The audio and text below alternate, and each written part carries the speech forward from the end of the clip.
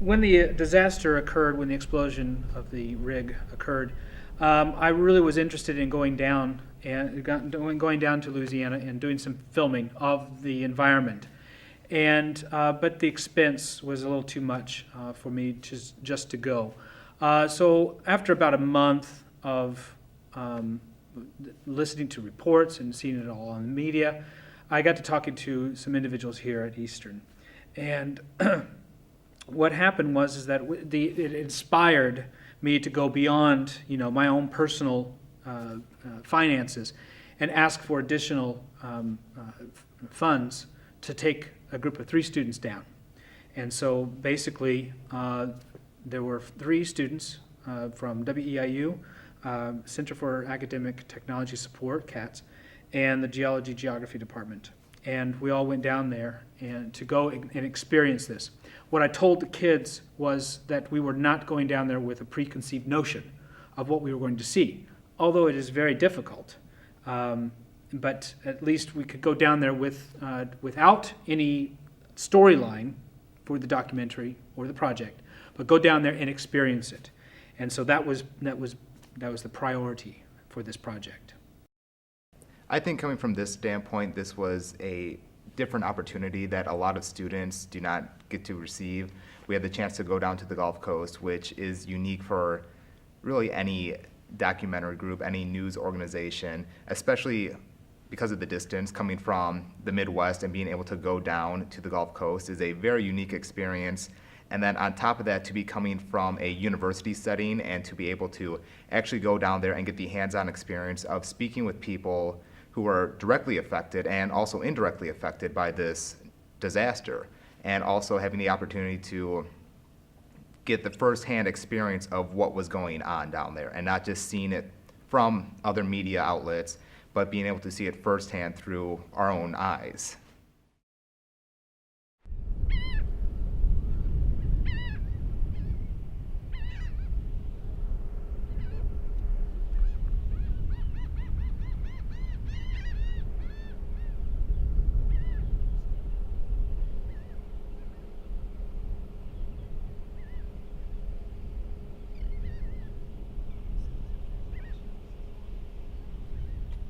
I think we were extremely fortunate to get down here on a day like this. We could have gotten in a car and driven 14 hours and it could have been raining or just a cloudy day, and we had a perfect, beautiful sunny day, and it couldn't have been any better.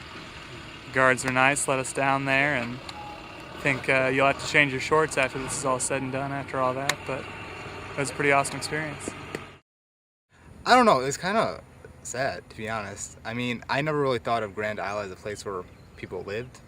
I just heard about it and the oil, and I never put 2 and 2 together. But driving out here, I think is a solemn feeling, driving out here and seeing all the houses and the signs that people had up saying things about BP, where it really shows that it's impacting people.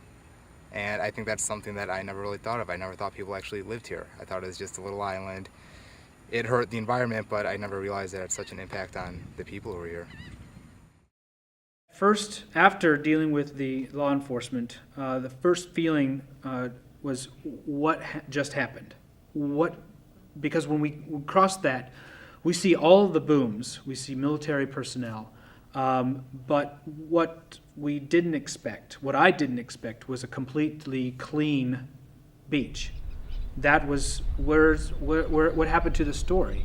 What happened to everything that we see on the media or saw on the media, that completely changed our attitude as far as actually seeing it firsthand. And so they cleaned it up pretty quickly. Now, there was an individual that came, that went down to Grand Isle a week before we arrived. And they found that they took pictures and there was oil everywhere. And when we went down there, it was all cleaned up. So it was very impressive. It was quite mind-boggling to think that it's never going to be perfect. Setting foot on this beach, it's never going to be like it was.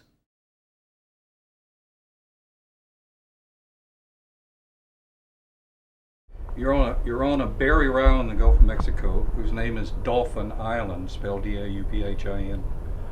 It has a very rich history from the French, Spanish, British. It was a hotbed during the Civil War. So there's a lot of historic value to our little island. But our little island is originally was only 14 miles long, very narrow, and Hurricane Katrina cut off 7 miles of the island, which luckily for us was undeveloped. So we have a little 7-mile island. There's approximately 1,100 registered voters. We're so small we don't even have a traffic light, and it's a bedroom community and a semi-resort. And the beach houses that people come down and rent are homes that individuals own. They're not large corporations. There are there are 2 developments of condominiums, and they're also rented. But there are days that even during the season, one can walk on the beach and you may see 1 or 2 people. This is not like Jones Beach in New Jersey, or this is a very quiet, good place to bring a book, resort island. The sands on our beaches are sugar white. Unlike California or the Northeast, we have no stones, there's no coral, it's pure white sand. The only thing that ever really mars the sand would be seaweed or an occasional seagull dropping by. You know, most of the Gulf has handled this with grace, with the grace that the Gulf gives us. And, you know, we work. We don't mind working. That's what we do. And we don't want a handout, but we would like what's fair. And we want to make sure, and we're going to fight for what's fair and what's right. And but I don't want to have to wait 30 years like they did with Exxon Valdez, with the settlements and everything. I mean, that's not right either. I would have to say one of the most powerful interviews I thought was coming from Amy Weiss, just because, and I don't know if it was because she talked about her family and how just her little daughter was affected by this oil spill, how she couldn't go swimming, how she was asking questions, how they were worried about their island being shut down and her preschool being shut down. I don't know if that was it, but she really brought it down to a personal level and showed it's not just affecting businesses, it's not just affecting the economy, it was affecting her home life, her personal life. She spent numerous hours, extra hours at work trying to deal with reservations and problems with clients because of this oil spill. So she was away from home, and then she was still explaining this to her daughter about what was going on. And it really showed how just this spill affect every walk of life down there, whether we're talking about businesses, whether we're talking about just home life. It affected everyone. The situation with Dolphin Island right now is, with this BP oil spill, has had a major impact on our businesses, on the town. Just the perception of the oil, even if the oil isn't on the beach, is very damaging to the fishermen, to the oystermen.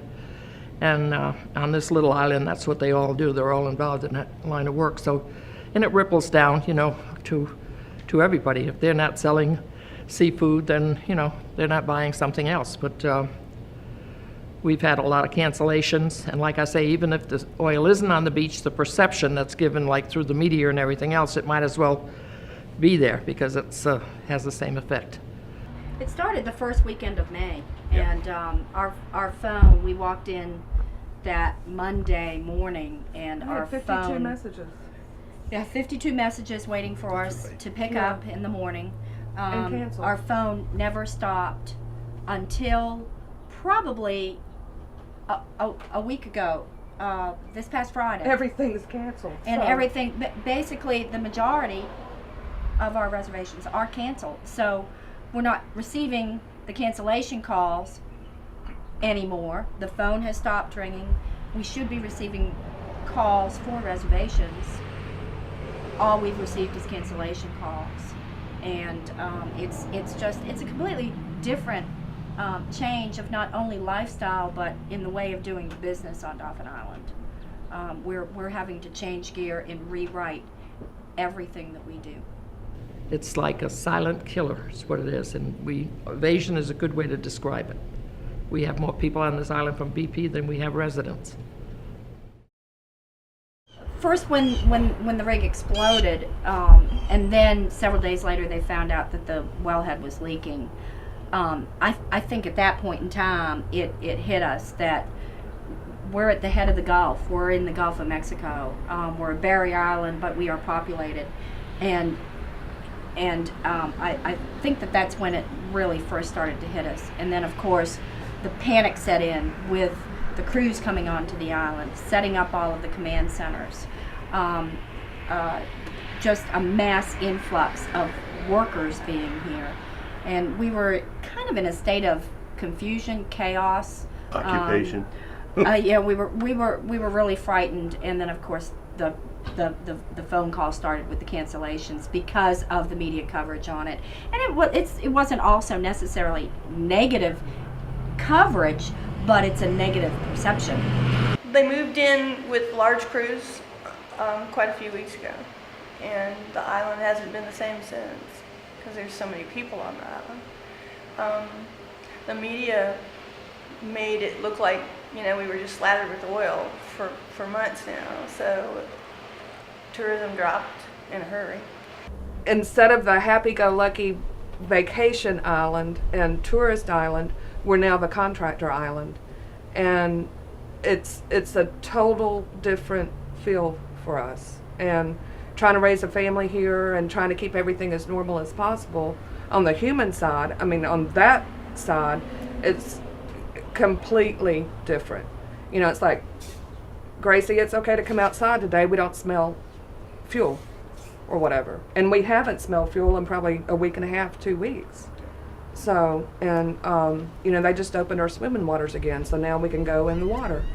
And that's what we do. We swim, we fish, and we rent the island or sell the island. We want people to enjoy us. Our little Dolphin Island, the 3 months that these businesses operate, it's kind of like Christmas for a big store. What they make during the summer gets them through the winter because things really slow down. So to lose all the rentals and the, whatever business you're in, selling snow cones or whatever, you're not making the money you thought you'd make. And a lot of our fishermen, because they've been closed down, snapper season closed down, even shrimping season closed down. So they're hired on with BP just to make some money, keep their head above water, So.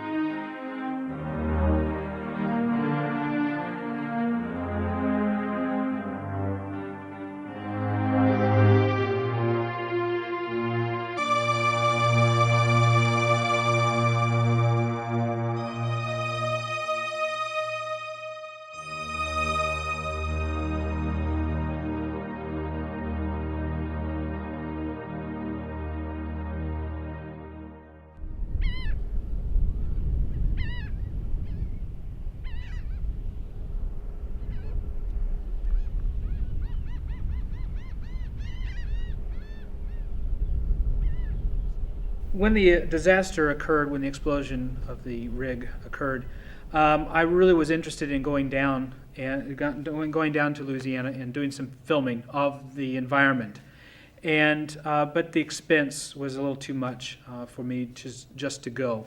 So after about a month of